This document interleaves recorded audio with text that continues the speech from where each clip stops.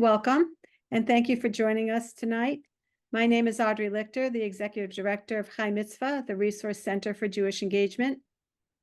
Chai Mitzvah, the sponsor of Scholar Circle, is a Jewish engagement program that partners with over 700 organizations and has worked with over 9,000 individuals in creating small group learning around social action, spiritual ritual development. We have over 20 curricula tailored for small group conversations for teens and adults, lay and professionally led. To learn more, please visit our website at chaimitzvah.org. The Scholar Circle hosts lectures by prominent scholars every 2 weeks on topics relating to Israel and the Jewish community, geared towards rabbis, educators, and lay leaders who are charged with explaining the complex issues which the Jewish community is facing. To that end, each lecture will have a resource sheet that will be sent to you after the lecture.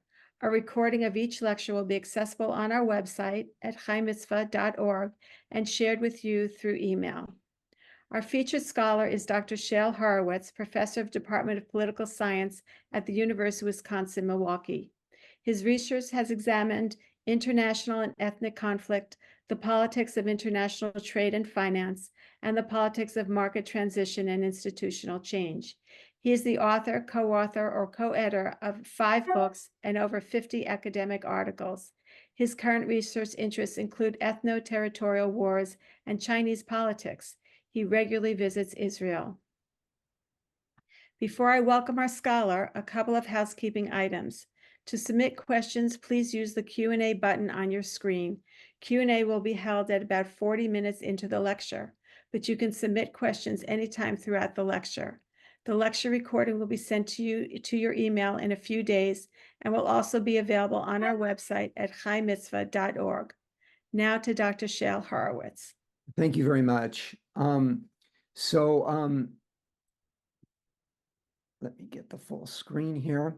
Yeah, this talk is about how to understand the war against Israel in a broader sense.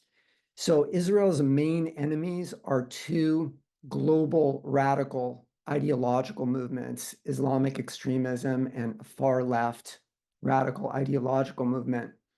So it's important not just to understand the narrower war against Israel, but to understand the broader war which these 2 movements are engaging in against really the entire world.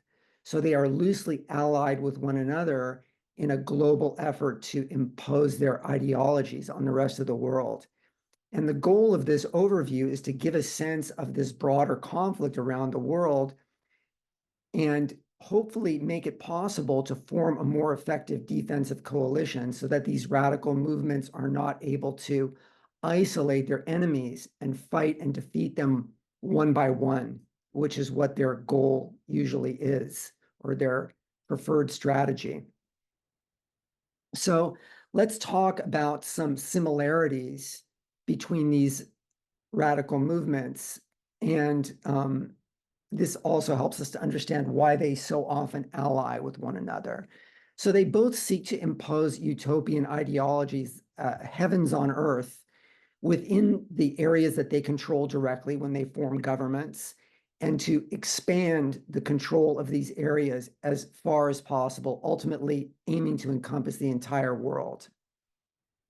So their tactics include not just attempting to impose their distinct ideologies, but an important strategy or method which they routinely use is to focus hostility, demonization efforts to discredit, as well as direct conflict on their main rival, their main enemy, which is the set of traditions associated historically with the West, but we call now typically the free world. So this is their main ideological competitor for both of these movements. And so this broadly explains why they ally together so often, because they're fighting the same main enemy.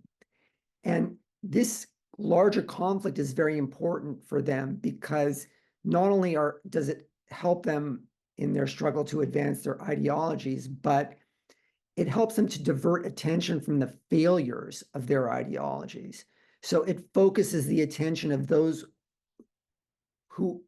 those whom they are failing, those whom they are misruling, on an external enemy, which they blame for their own failures, and they try to rally people around to fight against.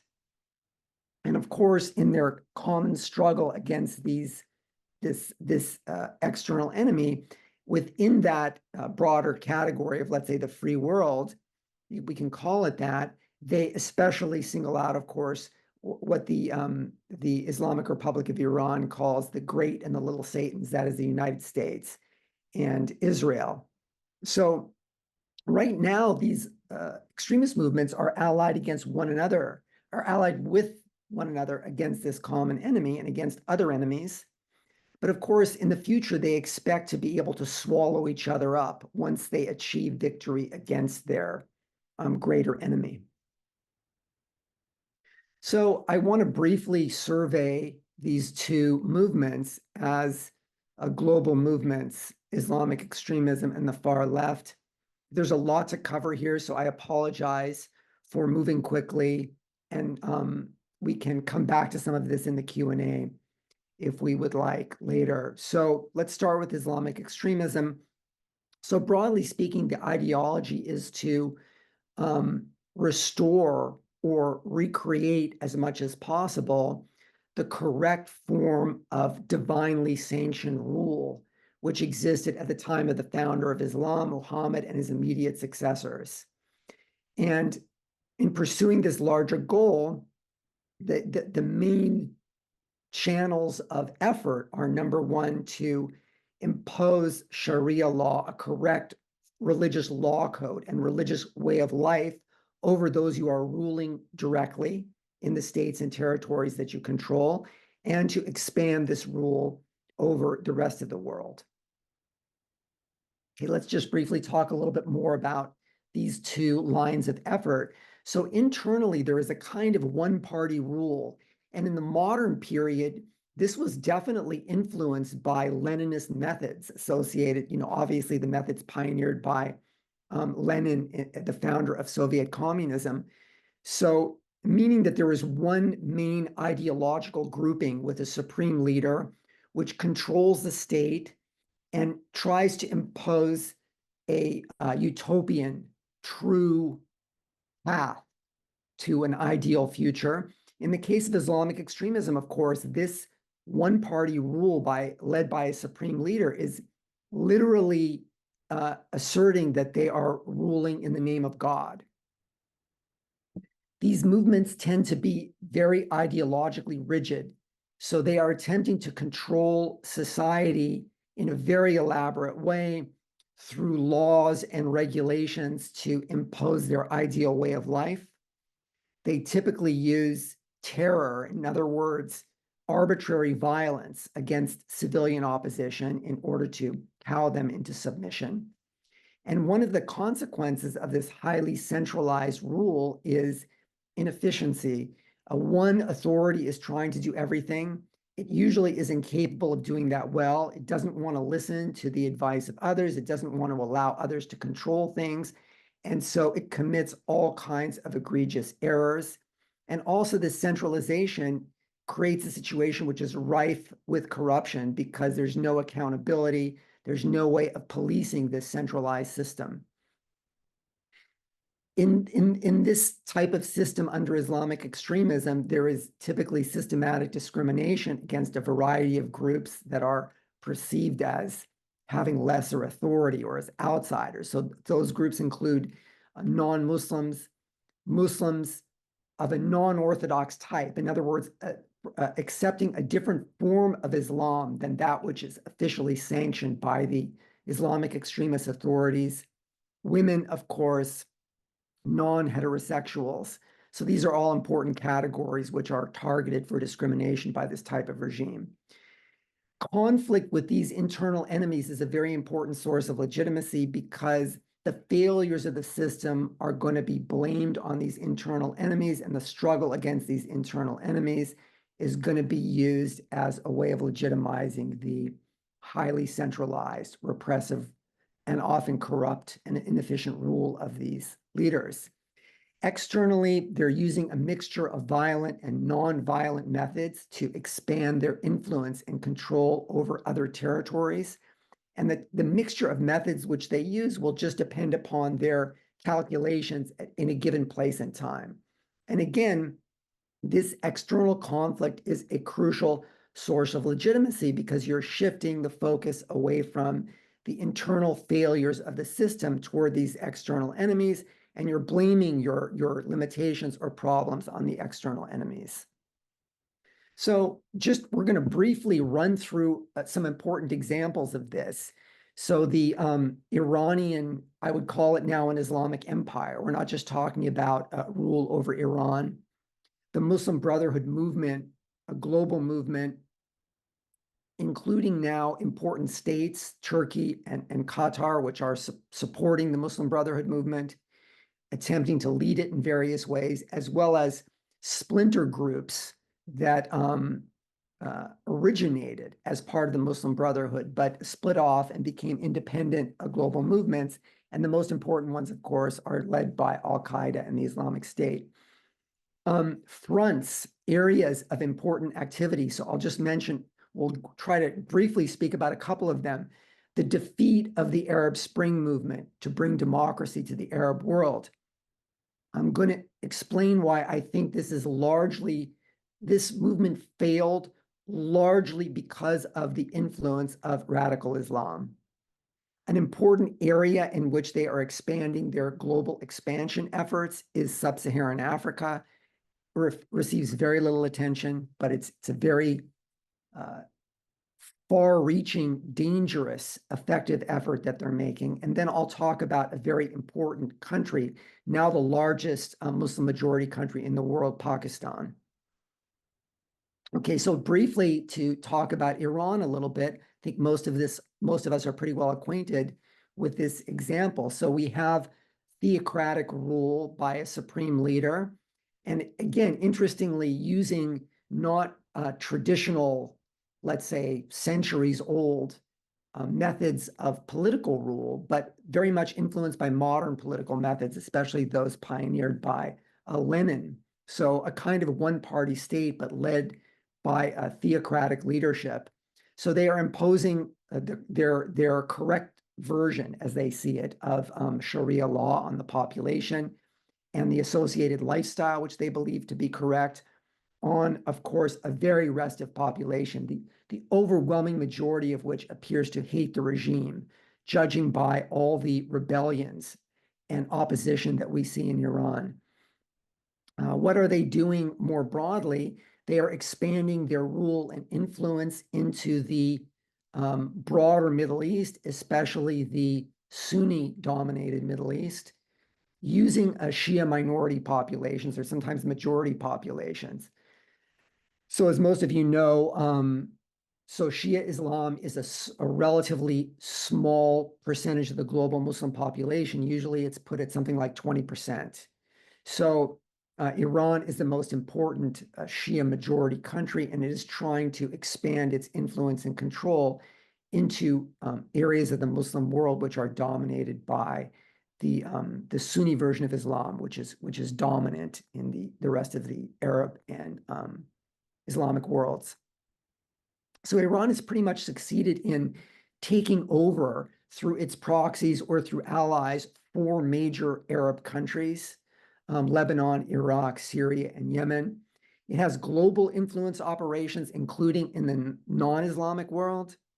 And this includes things like networks of mosques, networks of civil society organizations, various kind of influence operations and alliances through which it tries to advance its ideology and its preferred policies around the world.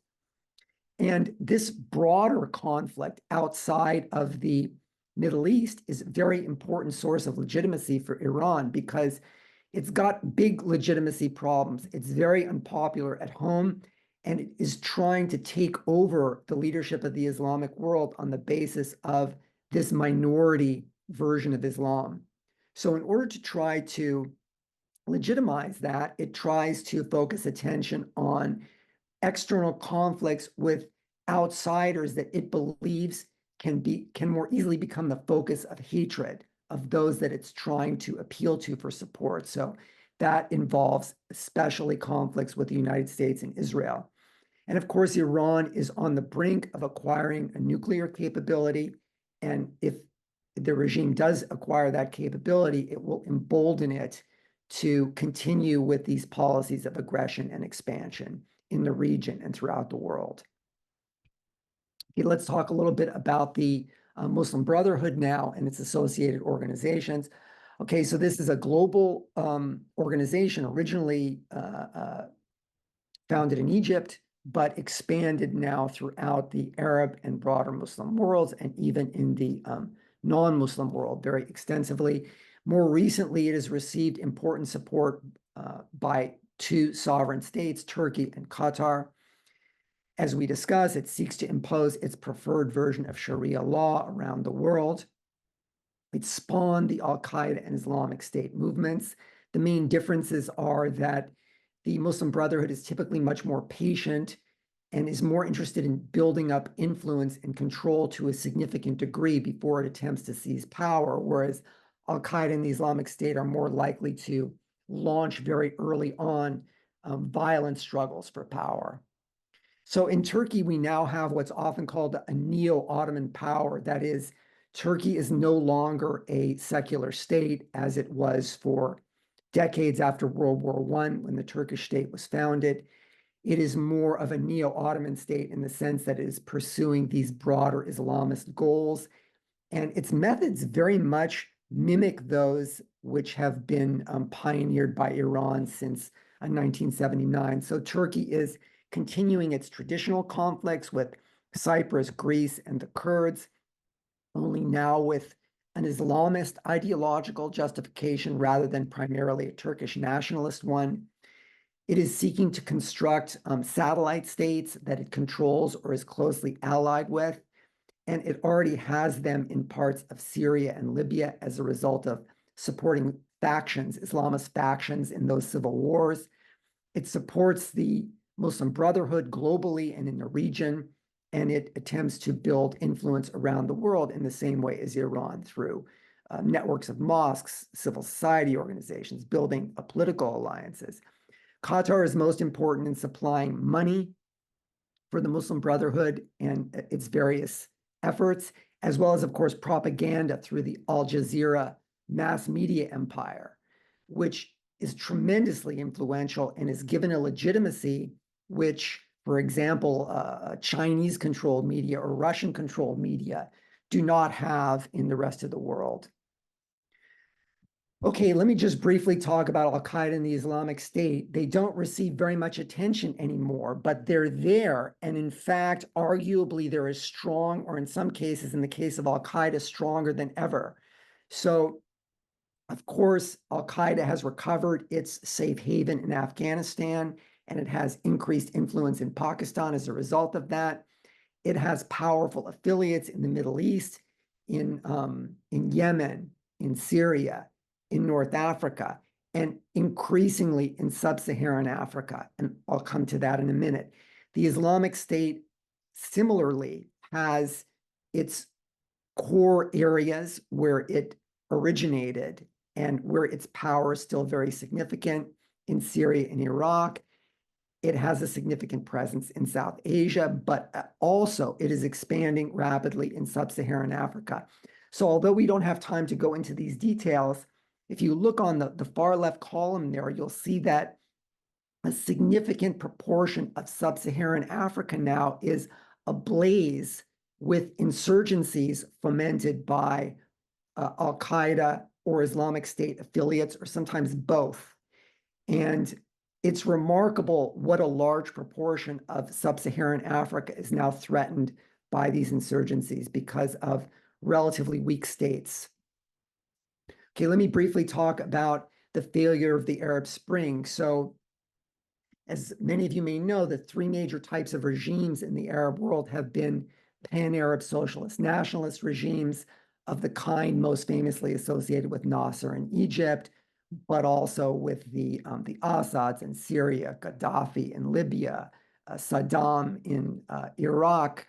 The goal of all of these movements was to create one grand Arab state, which would recover its historical glory and influence as a global great power.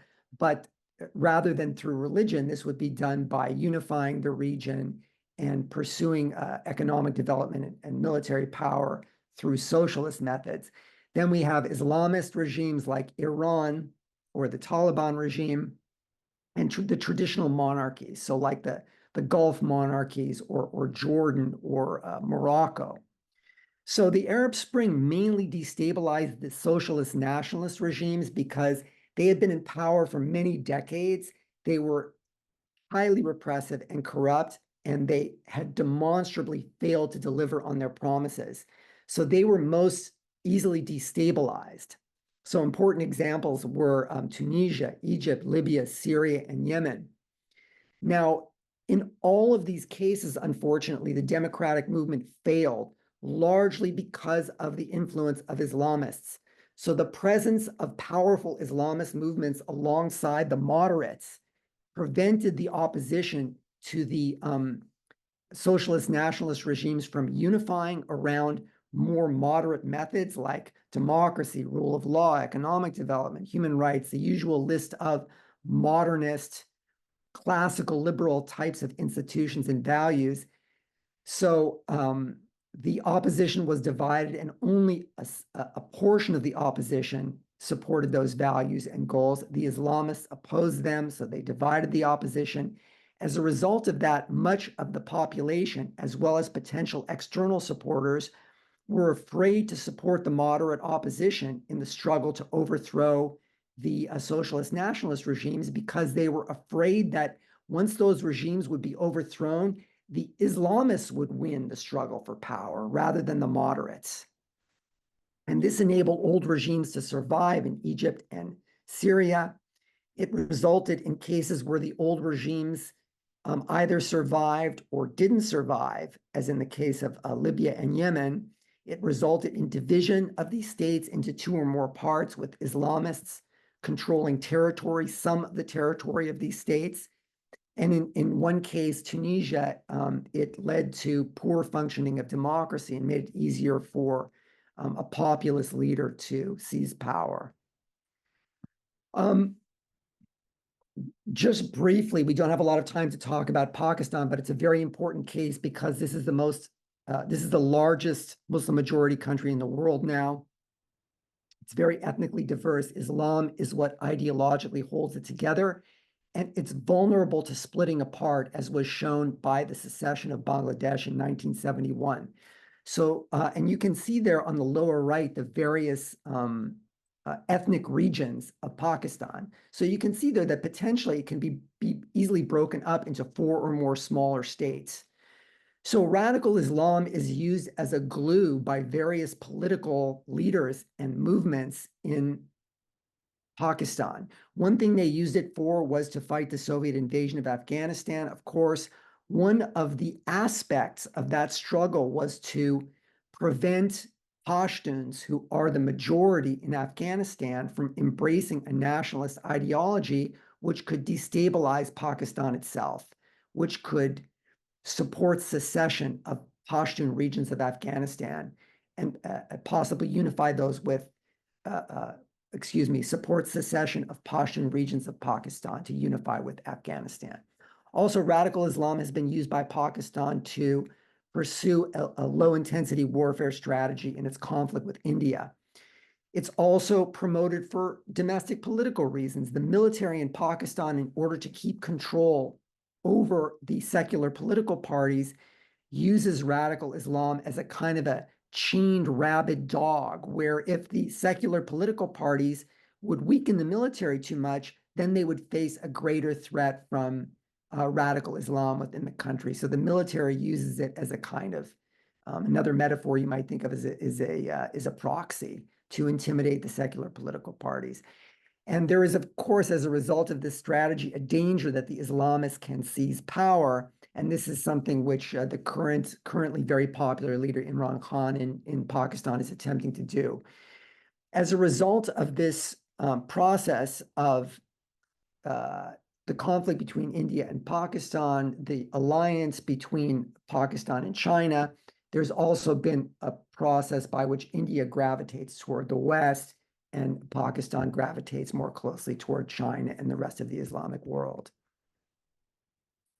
Okay, so to summarize the destructive effects of Islamism as a global movement,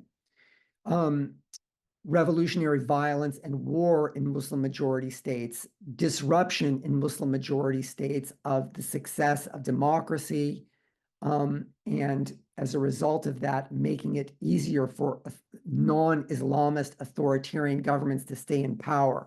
I'm not going to repeat a lot of those points because we already talked about them with the Arab Spring examples. In Muslim-majority states, the Islamist movement is responsible for leading secessionist violence. This occurs throughout Eurasia and sub-Saharan Africa. And of course, it also divides and radicalizes Muslim minority communities because Islamists are usually, Islamic extremists are usually more well-organized than moderates. And also, they tend to ally more closely with the radical left. So let's shift to the other main global movement now. I'll try to run through this a little bit more quickly. So we already talked about the Leninist ideology and model. Okay, so the communist utopia to be delivered by the one-party state. In the beginning, this would be in the territories that it directly controlled, of course, first in the Soviet Union and then ultimately throughout the entire world. The utopia was supposed to be accomplished through the success of a top-down, directly state-controlled economy. That is an economy which did not use markets at all, but where the state ran the entire economy like a kind of a big plantation or monastery, something like that, by direct rule from the central authorities. When they tried to create economies like this, it usually or often resulted in famine because of the efforts to directly control and direct agriculture. Over time, tens of millions of people were killed in these famines, most of all, worst of all, in the Soviet Union and especially in China. Another problem of these planned economies is that even where they were most well-run, as in the case of the Soviet Union or some of the Eastern European satellite states, their ability to sustain economic development rapidly peaked because of their centralization and inefficiency. So in other words, they were no longer able to deliver continued economic development beyond a relatively low stage of economic development. They also used totalitarian control, not only in politics, but over all dimensions of culture and life in society. And they used internal scapegoats, including, as we'll talk about in our next lecture, in my next lecture about anti-Semitism, Jews, remarkably enough, in the Soviet Union and in the larger Soviet world. Again, external conflict and expansion, a key source of legitimacy in order to divert attention from the internal failures and repression of the system. Now, after the collapse of the Soviet Union, the kind of grand planned economy type economic utopia was perceived as failing. And so the far left tended to drop this version of the communist utopia, and instead it focused on alternative sources of legitimacy. One of these is hatred of the main rival, that is traditional Western values and institutions.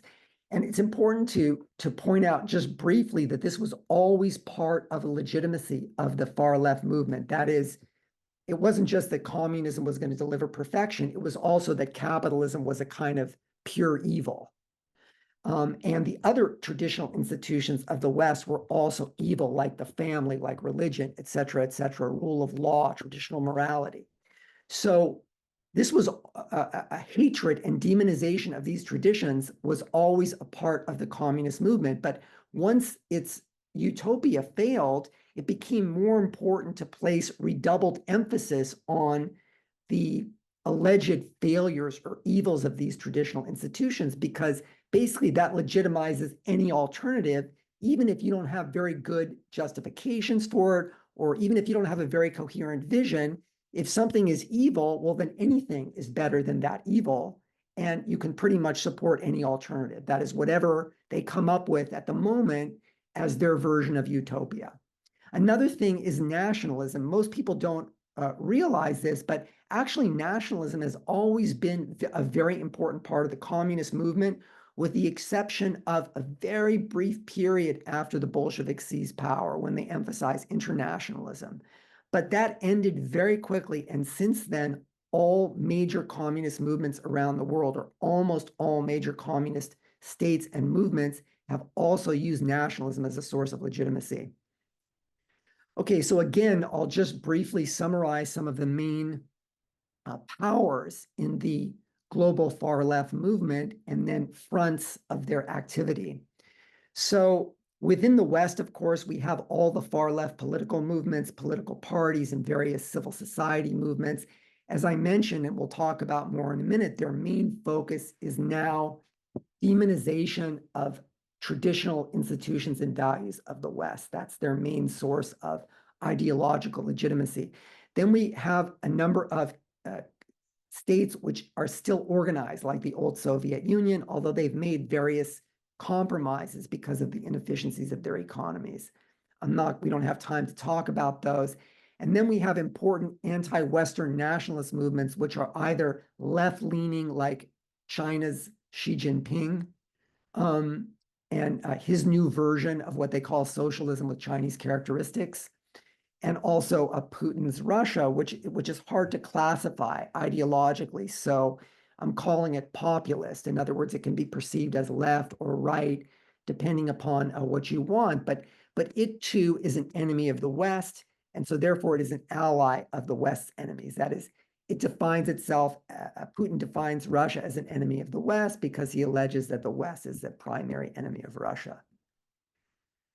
Okay, so let me briefly talk about now the Western far left. And here what I want to focus on is that its approach, which I'm calling an approach of self-hatred toward the traditions and values of the West, is to be contrasted with liberal or centrist leftist movements, which are still dominant in the West, but which are in a struggle for control with the far left.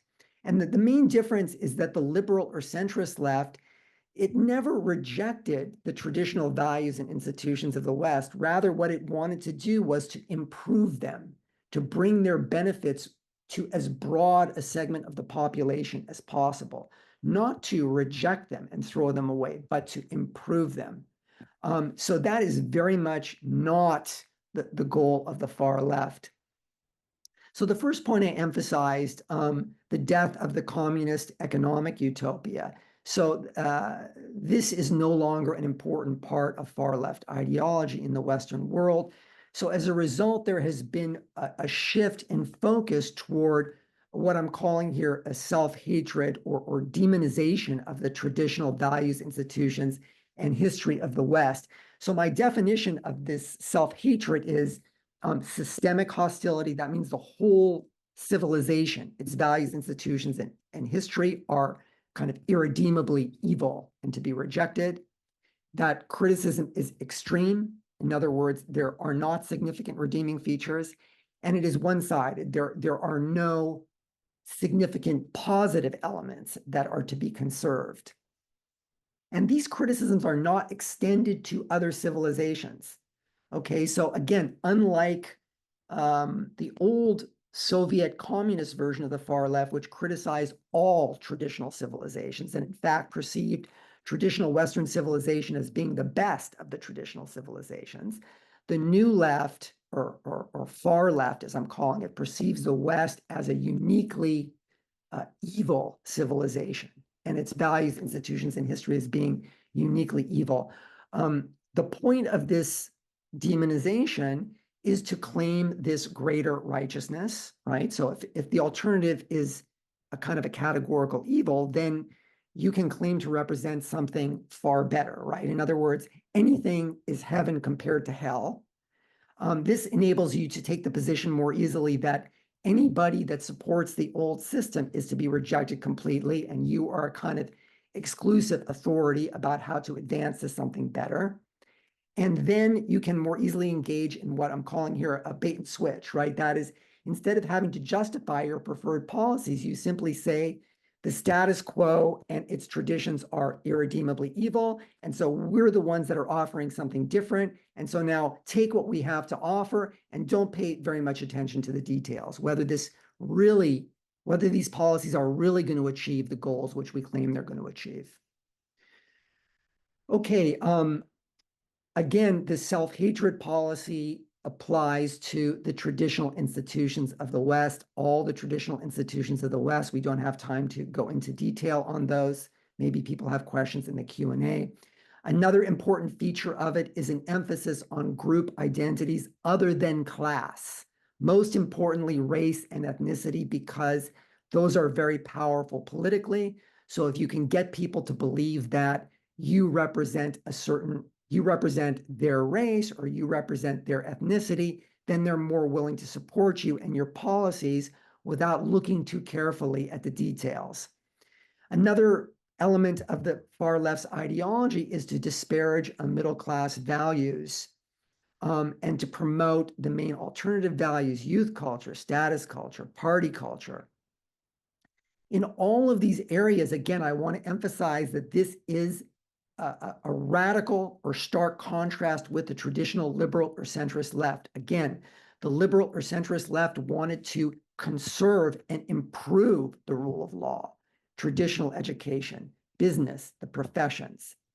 And they wanted opportunity as equal as possible for all, regardless of race, ethnicity, sex, or gender. They didn't want to solidify those categories and make people loyal to subgroups of the population. And they also believed that middle class and still believe that middle class values are for everyone. Everyone needs to adopt these values because it will help them to succeed. And whatever imperfections exist in these values or inadequacies, we have to remedy those. But in remedying them, we make them more available and more effective for everyone. So I'm going to move on now. Consequences of far left influence: lower economic growth, increasingly dysfunctional institutions, less upward economic mobility, greater ideological and political polarization. I want to say something more about that briefly. So the more powerful is the far left, the more people that are scared of it are going to support the far right because they're going to become increasingly desperate for something that can defeat the far left. And if you look at the history of successful far-right movements like Italian fascism or German Nazism, the only way they came to power was because of fear of the far left, in those cases, fear of the communists. That drove much larger numbers of people to support them and enabled them to come to power. So a more powerful far left also tends to mean a more powerful far right.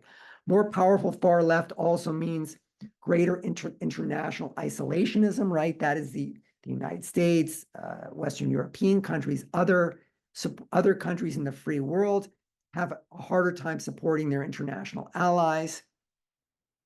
And the far left will also tend to support foreign extremists, and that makes it more common that they will feel confident enough abroad to start wars against allies of the traditional left of the free world.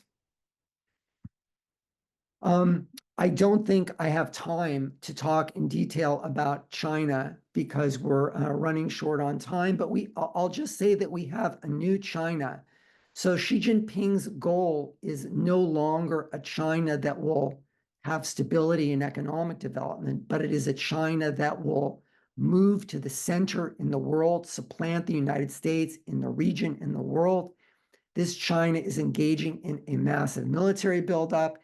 It is in a state of constant confrontation and tension with major states on its periphery, many of which are allies of the traditional West, are actually parts of the free world, like, of course, Japan, Taiwan, India, the Philippines. Xi Jinping's China means to dominate the international economy, not take part in a decentralized international division of labor. It means to use subsidies, regulation, and technology theft to put its industries in a dominant technological chain in a dominant technological position in a single global supply chain. Of course, it accuses the United States and the West of trying to undermine China and prevent it from rising. It supports other enemies of the West in order to weaken it and divert it, and it supports other authoritarian regimes around the world, especially in the non-aligned movement, to protect each other against criticism and to blame their problems on the West and, of course, the United States and Israel. I think we all know about what's happened in Russia, so I'm going to skip this, but a similar pattern, aggression combined with alliance with other enemies of the West, both China and the Islamic extremist movement around the world. So to conclude now, what is the relationship between the utopianism of the global far left and the Islamic extremists and ideological and political scapegoating? So utopian goals and methods are inherently self-defeating in the sense that you centralize power, you make big promises, you rule very repressively, and then you cannot deliver, and people become more and more unhappy. So in order to maintain your legitimacy and continue the struggle, the most important thing to do is to start and maintain conflicts with outsiders, both internally and especially internationally. The main ideological and political rival and enemy of these two utopian movements is the broader free world, led by not only Western, but many non-Western countries now, such as Japan, Korea, India.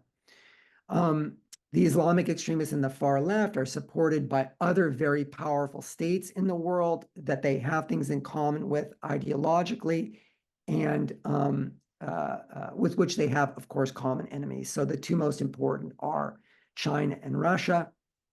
And scapegoating Israel is part of the political strategy in this larger war. So as I mentioned in the beginning, fighting external enemies is a very important source of legitimacy because it diverts attention from your inability to deliver on your own utopian promises, your repression, your corruption. Israel is an attractive target for the same reason that Jews have always been attractive targets historically. It's relatively small. A lot of people, countries, regions of the world have very little knowledge about Israel. And so Israel is more readily marginalized and demonized in political terms. And this is a classic strategy, right? Rather than try to fight all of your enemies all at once, you try to fight them one at a time and defeat them one at a time, and you use the same methods to defeat them one by one. So we can see this process in the various efforts by these radical movements to fight their enemies. So for example, the ideology and methods which are used to attack Israel have been extended over time to be used to attack the United States and the West. It's very interesting. You know, what we call woke ideology, let's say, or far left ideology now in the post-Soviet world is very similar to the ideology developed by the Soviet Union in its traditional attacks on Israel. And I will talk about that a little bit again in that next lecture about anti-Semitism, old and new. And of course, the same methods and ideologies which are used to attack the United States and the West are also used against Israel. So what is to be done?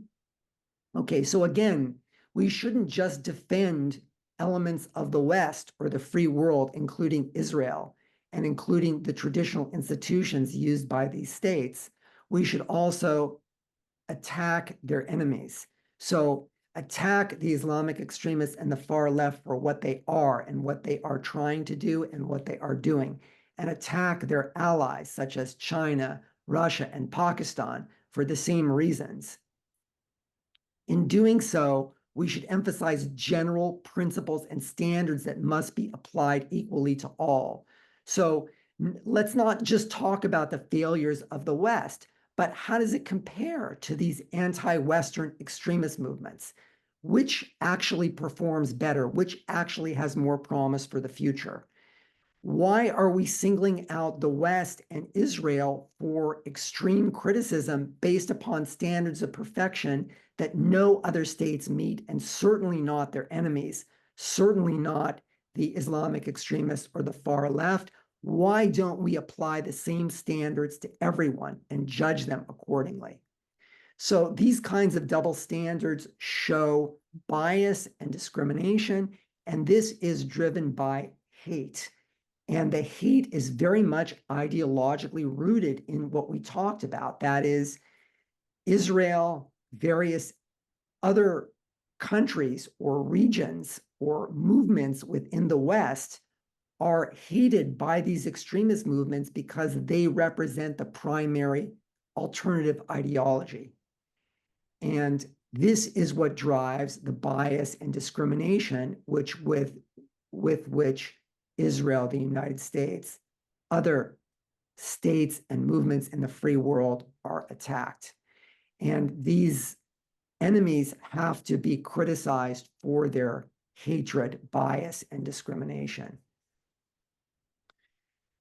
Don't be intimidated by their over-the-top, exaggerated attacks. Refute their attacks and insist upon applying equal standards to them and criticizing them, and educate ourselves and others in order to be able to do this. And again, support and join the many organizations which are involved in this fight.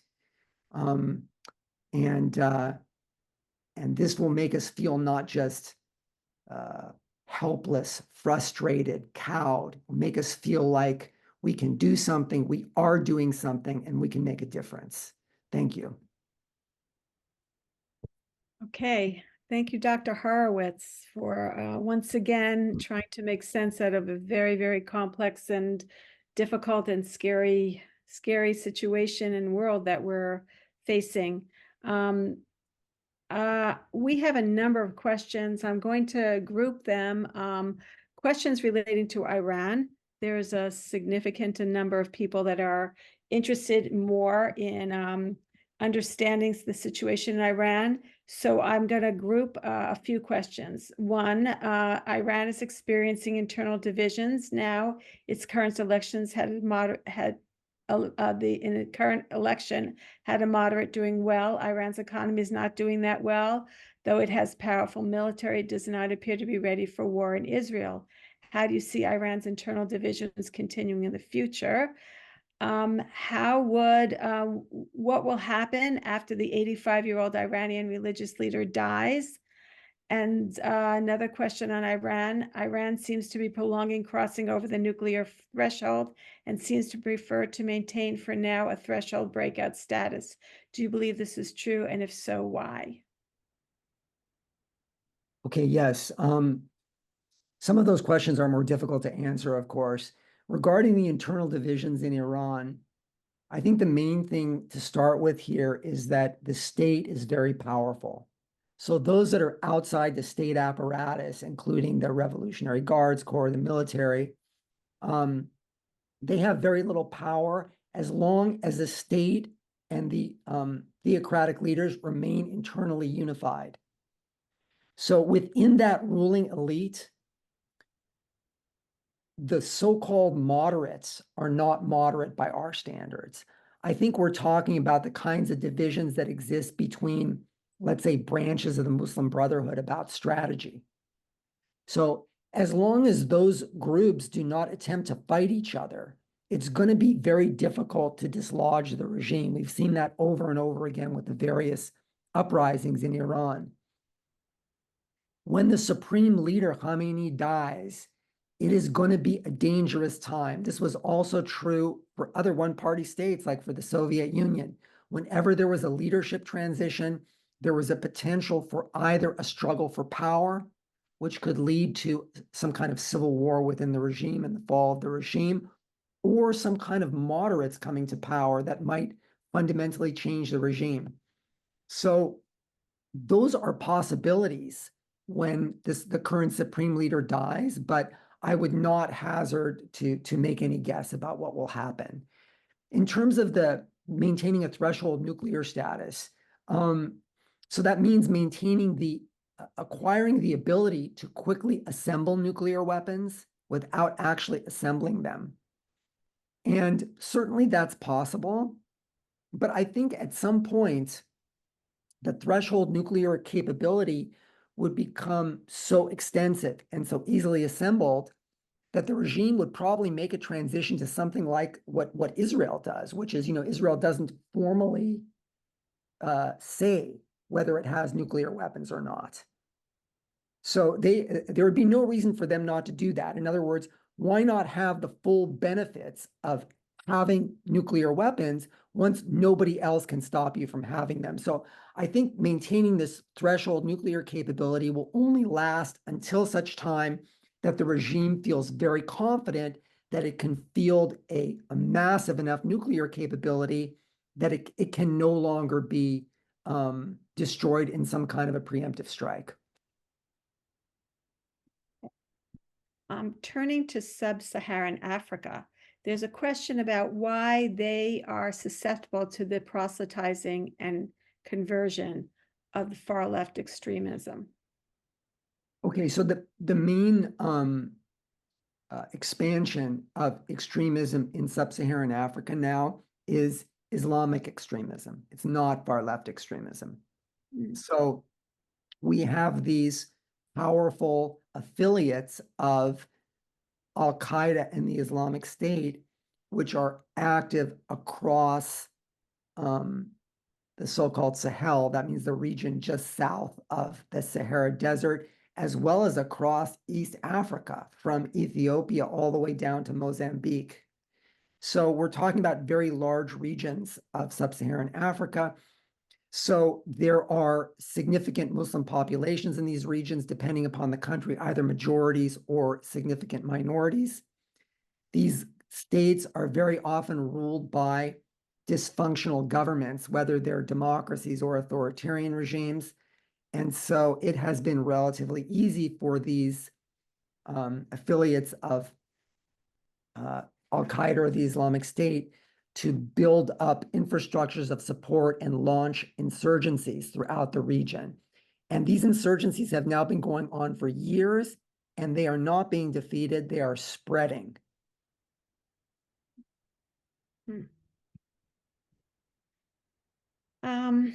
Okay, changing the focus to America, there's concern about all of this and its impact on the universities and on anti-Zionism on the college campuses and how it relates to your conversation about finding internal enemies and substituting that for the external problems that they have. Right. So this is clearly going on. So I would argue that although Islamic extremism is an important element of the anti-Israel movement in the United States, it would never have come close to achieving the critical mass it has attained without the resources, institutional support, organizational capability of the far left. So the far left has made a decision to go all out on demonizing Israel and to try to use that as a means of building greater ideological and political support within the United States, as well as other countries in the free world. And so the strategy is the classic scapegoating strategy, which has made it effective against Jews in the past, right? That is, if you try to demonize the United States in the way that Israel is being demonized now on campus, it would not work because people know more about the United States. There are far larger numbers of people that care about the United States, its traditions, its values, and want to defend it. But it does work much more effectively against Israel because, especially now when people are in these information bubbles, you just hear apartheid, apartheid, apartheid, genocide, genocide, genocide repeated over and over again, and that's all you hear. So there's a tendency to believe it and to go along with it and believe that it's righteous to join the struggle to destroy Israel. So the important thing, of course, is for us to do whatever we can to oppose these movements ideologically within our institutions and to make it clear to everybody, this is the most important thing, that they are a threat to everyone else. These same movements mean to overturn all the values, traditional institutions of the United States and the rest of the free world. And Israel happens to be the current target, which is politically convenient. So that is a kind of major takeaway of this whole lecture, which is that the most important response to this is to say that Israel is not the only enemy. Israel is just a scapegoat of a larger movement that threatens everyone. And we have to form the broadest possible defensive coalition to prevent these people from winning. Okay. Dr. Horowitz, is there anything else you'd like to leave us with before we conclude? Yes, the last thing I'll leave everyone with, I think, is that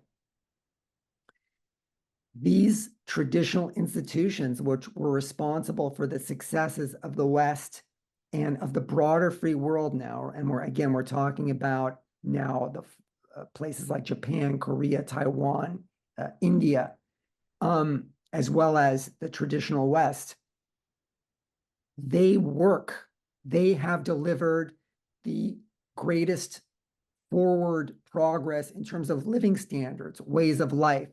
They embrace the kinds of values that most people really believe in, treating everybody equally with respect, not insisting upon imposing one way of life or one way of doing things on everyone.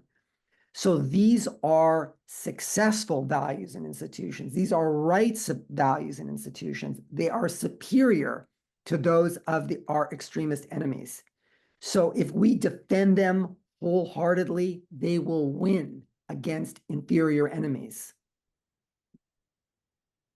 Okay.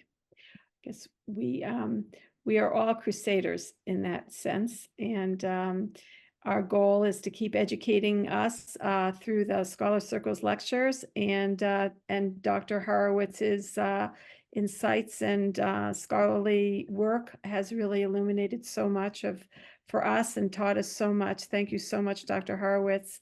We'll look forward to hearing you again later on in August, I believe.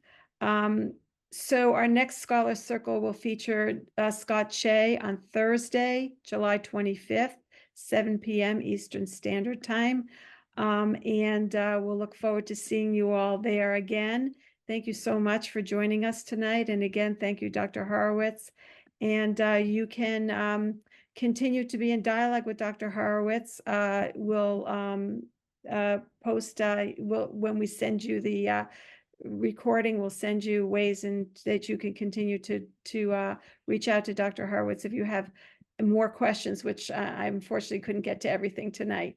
Thank you all and have a good night.